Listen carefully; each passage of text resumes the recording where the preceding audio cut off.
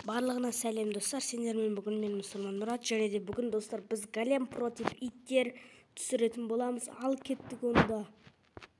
Қараңдар. Охаха.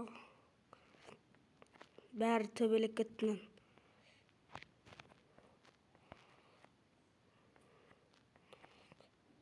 Кім ұтады екен достар?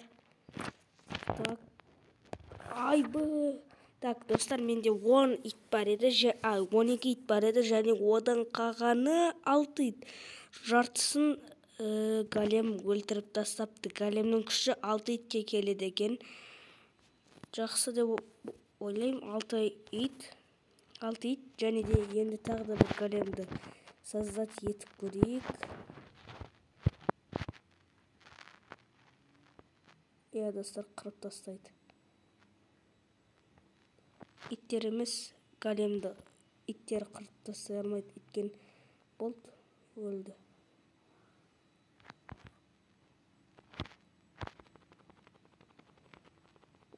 Да, голем мықты екен.